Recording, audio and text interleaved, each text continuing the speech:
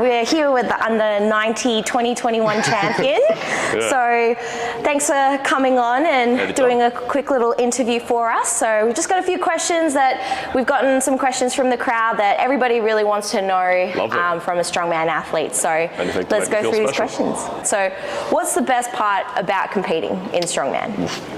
Yeah, seeing everybody get the fruits of their labor. Like, everyone's been training for however many weeks. Sometimes they haven't been training, but they put in the effort, and actually seeing when people get to have reap the rewards of what they're doing, because everyone's there for the same purpose. Everyone's interested in seeing the same thing. And seeing people get the results of all that they've been doing is fucking sick. I want to know what your accolades are. What titles do you hold in strongman? So I'm pretty quote-unquote new to the scene, as I came into it during the COVID period, so not a lot has been done, and I'm nothing that special. I was fortunate enough to win W Strongest Man last year. Twice, I believe, right? Yeah, so the first time around, I try not to brag about that because I was the only one competing in my class. So it's pretty easy to win that. I nearly didn't want to do that comp, except that I realised it would qualify me for the next year's comp and I wouldn't have to re-qualify, so it was just sensible to do it. I was pretty happy with that. I managed to get a 400 kilogram yoke for 5 meters. Yeah, and that's the main reason I wanted to do that competition in the first place. And I remember my hips hated me for that.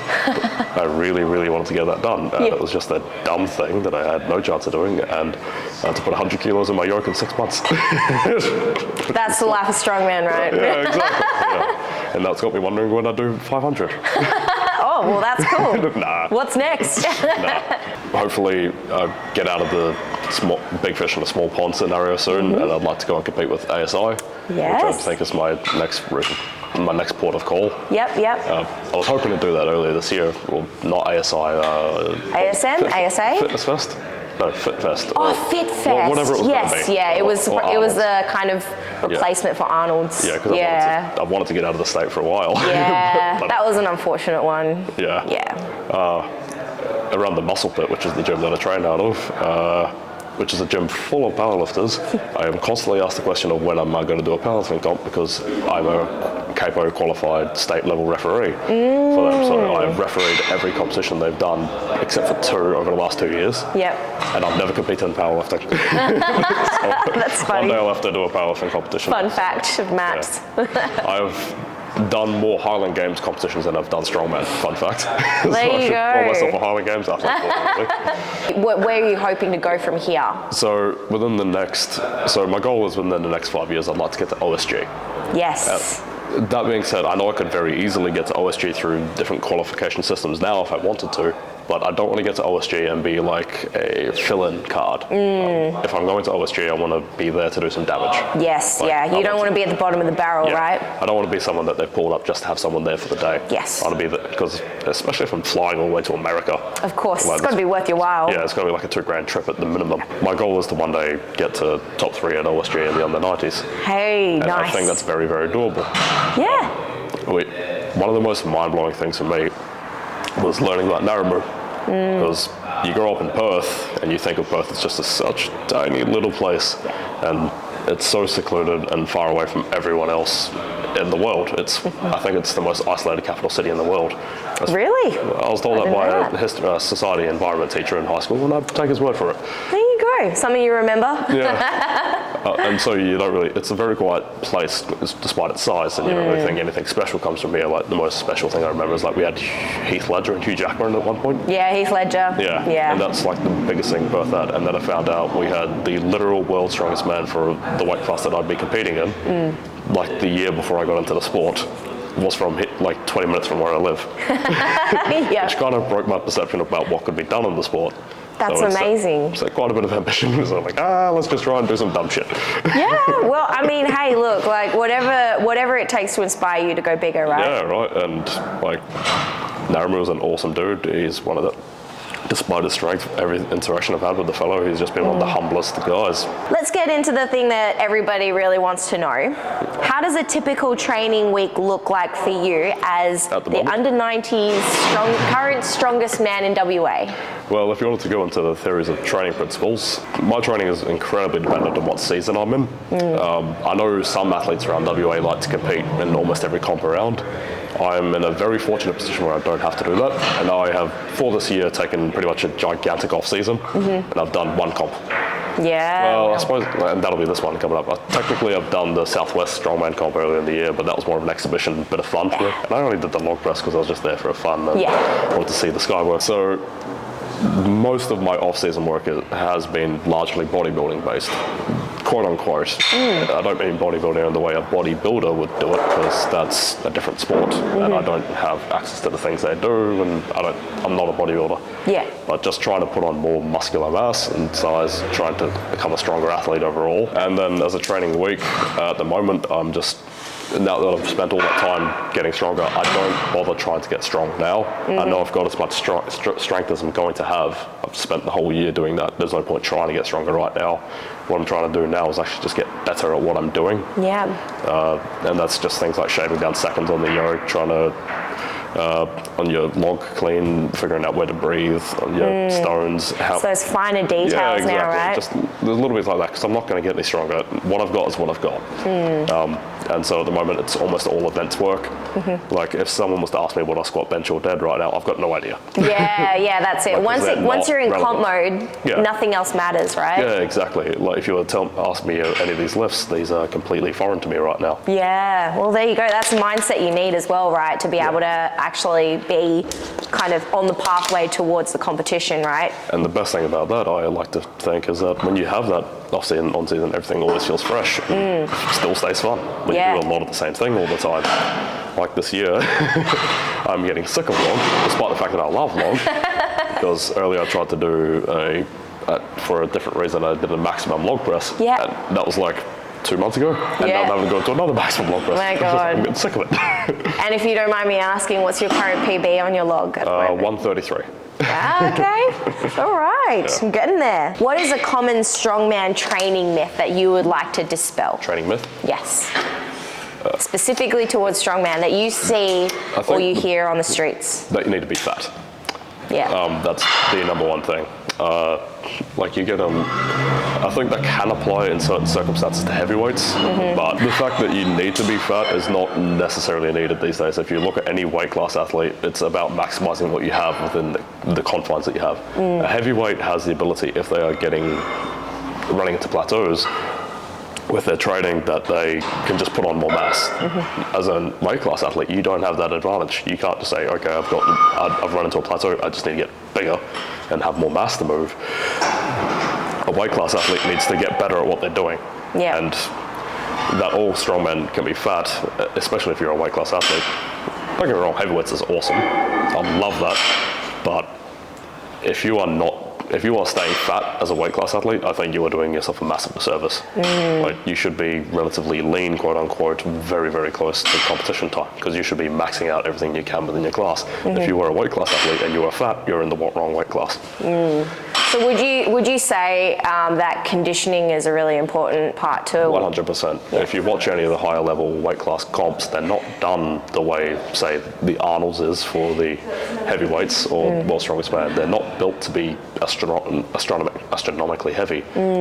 It's people like to snob on CrossFit, but if you watch any of the lighter weight class competitions, even at OSG or like Clash on the Coast, they're run very fast. Yes. They're not easy. They're not heavy comps most of the time. Whether I'd like to say that is a different matter, but the reality of it is, weight class comps I'd run to be fast. Yeah, that's it. I'm not fast, but I need to be faster if I want to be competitive. Yeah. Like the actual barrier to strength is not as high as the barrier to technical proficiency within the sport, from what I've seen. Now, what's the best piece of advice you've gained since starting Strongman? Yeah, coach has always been helpful. Yeah. Not necessarily just because you need someone to teach you, but you do, but someone who can be very accountable. Everybody always says that a piece of advice: get a coach, get a coach, get a coach. Some people get very far without a coach. I think patience is the number one thing, really. My coach, Jack Opferq, His biggest thing is that he's always tried to drill into me, and it's taken him years to get it into my head because I'm a stubborn shit. Sorry, I shouldn't say that. No, you're good. Is that I need to be patient with progress, because if I expected all my progress to happen all at once in the way that it does at the start, it's not going to happen. If things slow down, you do not make progress. Well, not that you don't make progress, but you do not see visible progress. Yeah. And you'll see that with a lot of athletes. Going back to retention once more, I think the biggest thing that my coach Jack has taught me, which is what I am very, very thankful to him for, is understanding that actually making progress is not a process that takes weeks or months. It takes years to make even just the slightest bit of progress sometimes. Even though that's not really what's happening, that's what you're going to see as an athlete. And what you see is not always what's happening behind the scenes. Absolutely. Yeah, that's the crazy thing, right? Like, so many people see, you know, what happens on the comp stage. Absolutely, and they think, oh man, yeah, you could do that in training. No. It is the complete opposite. You could say that maybe with powerlifting, because it's just a simple barbell, exactly. right? It's a standard lift that everybody does. But strongman, it's a whole nother level. For example, myself, I've never had to do a max floor deadlift in competition. And if you were to ask me, what is my max deadlift? Or if I'm to ask my coach, what is my max deadlift? It's very easy to fall into the trap of, well, I haven't hit a deadlift PB in so long from the floor. Not quite that that's true, but theoretically it could very well be in this situation. Then I could easily fall into the trap thinking I haven't made progress. I'm playing with the same numbers I'm always playing with, but strongman is a sport where you need to understand what is important to your training right now and what needs to be progressed right now. You will not always make progress on all things at all times, and that does not mean you are going backwards. Yes. But it will feel like it is, and it's okay to feel like that. It's okay to feel like you're sliding backwards, because that doesn't always mean you are. It's a humbling experience, right? I mean, in more ways than none. I know that coming back to Jack, he has put up with a lot of shit from me. He's going to put up with a lot of complaining from me. But he has earned my faith in the process. Do you have any pre-competition rituals? And after weigh-in, because we've got a 24-hour weigh-in, what does it look like for you, even in the morning of? So after weigh-in and all that stuff has been done with, first of all, I need my favourite underpants. Oh, yes. Yeah, underpants. Okay. Are they novelty though? Just normal? They're not novelty, but one of the things, and this is going to be really weird, I am always concerned, for some strange reason, of bits getting in the way when I'm trying to do something very important. So I get the pair that I know are going to keep me nice and safe and secure. Because that's the last thing I want to be worrying about. And to make sure I've got my spare. Wow, there you go. I have made the mistake in competition before of halfway through a comp, my bootlaces have broken. Oh, yeah. I've had to do the rest of the comp with broken bootlaces, so I've always made sure I brought a pair of bootlaces, which is strange as it is. Well, you learn from experience, right? I mean, an intelligent person might say stop wearing boots in competition, but it's what I got. You'd be surprised how many people actually do wear boots in comp. So. And that makes me happy. That's another reason I love the sport of strongman. You can be barefoot, you can wear steel caps, you can wear anything. And people stop looking at me weird when I wear boots everywhere. Everyone understands now. Yeah, exactly. I'm not alone. Yeah. Anything else? No, I think if you just get into strongman, you just really need to have a good bit of fun. Yeah. Understand your place in the world, that you're not going to be the most special thing in the world, and that's not the worst thing in the world. You can just have fun. Yeah. It is fun. So just don't like stress and bite your nails before comp. There's no need to, right? No. Oh, well, if you're talking about pre-game rituals, sleep is always the hardest thing for me. Trying to fall asleep the night before is what I mean. Of course, yeah. It's very easy to put a lot of pressure on yourself and fail to fall asleep. And normally I'm a person who, as I'm sure many people could attest to, I can go to sleep with the lights out to the point where I fall asleep during comps a lot. But the night before comp every time is when I struggle most to fall asleep. Yeah. And the way I've gotten around that, and I've learned is to have not a tiring day before, but an active day, so that I'm actually tired by the time I get to bed. Because if I try to have a chill day, quote unquote, to save myself for the next day, I'm going to have all this energy, I'm going to be fresh as I'm going to sleep, and I'm going to be wide awake. And so that's my biggest thing.